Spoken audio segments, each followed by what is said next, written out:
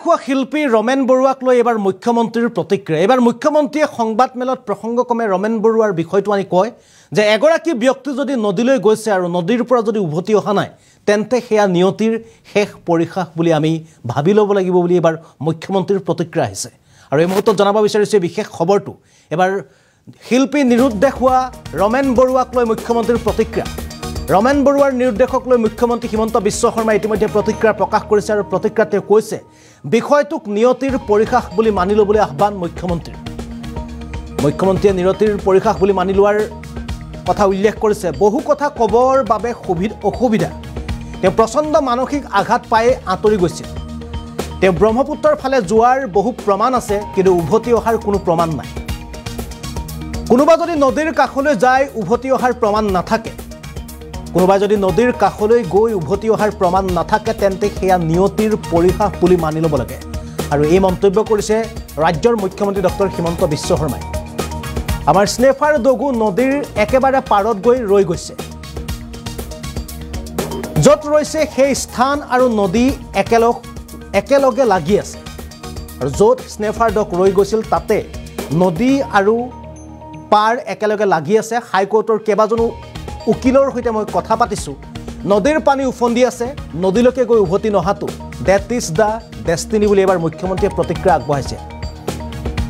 আৰু এই মুহূৰ্তত জনাইছোঁ এই ডাঙৰ খবৰটো, কিয়নো শিল্পী ৰমেন বৰুৱা হঠাৎ নিৰুদ্দেশ হোৱা যি খবৰ আছিল এই খবৰক লৈ সমগ্ৰ ৰাজ্যজুৰি তোলপাৰ লাগি আছিল। আজি চতুৰ্থ দিন হ'ল, চতুৰ্থ দিনাও ৰমেন বৰুৱা সন্ধান ওলোৱা নাই। আৰু ৰমেন বৰুৱা যদি মৃত্যু হৈছে বা তেখেতে যদি ব্ৰহ্মপুত্ৰত তেখেতে যদি ব্ৰহ্মপুত্ৰত জাহ দিয়াৰ কথা চিন্তা কৰিছিল তেন্তে তেখেতৰ মৃতদেহ বৰ্তমান সময়লৈকে উদ্ধাৰ কৰিবলৈ সক্ষম হোৱা নাই। আৰু মৃতদেহ উদ্ধাৰ কৰিবৰ কাৰণে অহৰহ প্ৰচেষ্টা ৰাখিছে SDRF NDRF বাহিনীৰ ফালৰ পৰা। তেওঁলোকে নামনিৰ বিভিন্ন প্ৰান্তত তেওঁলোকে নদীৰ বুকুত ইতিমধ্যে তেওঁলোকে অব্যাহত ৰাখিছে তেওঁলোকৰ যি অভিযান, এই অভিযান অব্যাহত ৰাখিছে। কিন্তু তাৰ মাজতে এইবাৰ ৰাজ্যৰ মুখ্যমন্ত্ৰী ডক্টৰ হিমন্ত বিশ্ব শৰ্মাৰ প্ৰতিক্ৰিয়া আহিছে। আজি কিছু সময় পূৰ্বে মুখ্যমন্ত্ৰীয়ে এক বিশেষ সংবাদমেল আয়োজন কৰিছিল আৰু এই সংবাদমেলত তেওঁ প্ৰসংগক্ৰমে এই বিষয়টো টানি আনি কয় যে বহু কথা ক'বৰ বাবে অসুবিধা। তেওঁ প্ৰচণ্ড মানসিক আঘাত পাই আঁতৰি গৈছিল। আৰু সেই বিশেষ পুৱাটোৰ কথা কৈছে, যিটো পুৱা ৰমেন বৰুৱা হঠাৎ আঁতৰি গৈছিল। তেওঁ ব্ৰহ্মপুত্ৰৰ ফালে যোৱা বহু প্ৰমাণ আছে, কিন্তু উভতি অহাৰ কোনো প্ৰমাণ নাই। কোনোবা যদি নদীৰ কাষলৈ যায় উভতি অহাৰ কোনো প্ৰমাণ নাথাকে তেন্তে সেয়া নিয়তিৰ পৰীক্ষা বুলি মানি ল'ব লাগে। এয়া মন্তব্য মুখ্যমন্ত্ৰী ডক্টৰ হিমন্ত বিশ্ব শৰ্মাৰ। আমাৰ ট্ৰেকাৰ ডগু নদীৰ একেবাৰে পাৰলৈ গৈছে। য'ত নৈখন বৈ গৈছে সেই স্থান নদীৰ সৈতে একেলগ হৈছে। আৰু হাইকোৰ্টৰ কেইবাজনো অধিবক্তাই নদীলৈ যোৱাটো দেখিছে, কিন্তু নদীৰ পৰা উভতি অহাটো দেখা নাই। আৰু নদীৰ পানী উফন্দি আছে, যিহেতু বাৰিষা বতৰ আৰু বাৰিষা বতৰৰ বাবে ব্ৰহ্মপুত্ৰৰ যি বুকু আছিল এই বুকু নদীৰ পানীয়ে উফন্দি আছে, ফেনে ফুটুকাৰে বাঢ়ি আছে। আৰু নদীলৈকে গৈ যদি উভতি অহা নাই ডেট ইজ দ্য ডেষ্টিনি বুলি এইবাৰ মুখ্যমন্ত্ৰীৰ ফালৰ পৰা প্ৰতিক্ৰিয়া আহিছে। আমি পোনে পোনে এইবাৰ মুখ্যমন্ত্ৰীগৰাকীয়ে শিল্পী ৰমেন বৰুৱাৰ নিৰুদ্দেশক লৈ কি প্ৰতিক্ৰিয়া দিলে এইবাৰ আপোনালোকক শুনাবলৈ চেষ্টা কৰিছোঁ। কথাটো ইমানেই, ইয়াতে পুলিচ কমিশ্যনাৰে কৈছে যে ৰমেন বৰুৱা ডাঙৰীয়া ব্ৰহ্মপুত্ৰ নদীলৈ যোৱাৰ প্ৰমাণ আছে, উভতি অহাৰ প্ৰমাণ নাই। নদীত পানী উফন্দি আছে। যদি কোনোবা নদীলৈকে যায় আৰু উভতি নাহে, মই ভাবোঁ যে ইয়াত আৰু বহুত বেছি বিষয়টো লৈ পেলাই আগবাঢ়ি যোৱাৰ বহুত বেছি প্ৰশ্ন নাথাকে। নিয়তিৰ পৰিহাসক আমি স্বীকাৰ কৰিব লাগে।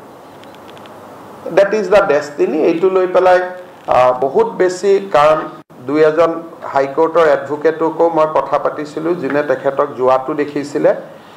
যোৱা দেখা বহুত মানুহ আছে নদীৰ কাষলৈকে। আৰু আমাৰ ট্ৰেকাৰ ডগু যেতিয়া গৈছিলে যোৱা জেগাখিনিত গৈ ৰখি গৈছে। আৰু যোৱা জেগা আৰু নদীখন একদম একে।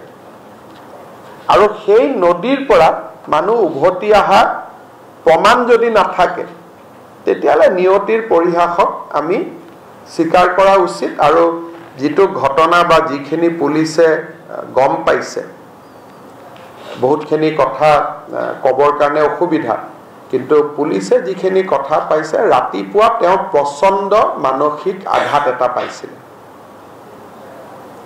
তেখেতে ৰাতিপুৱাই এটা, মই শব্দটো প্ৰচণ্ড বুলি কৈছোঁ, তেওঁ এটা প্ৰচণ্ড মানসিক আঘাত পাইছিলে। আৰু প্ৰচণ্ড মানসিক আঘাতটো পোৱাৰ পিছত তেওঁ ব্ৰহ্মপুত্ৰৰ ফালে গ'লগৈ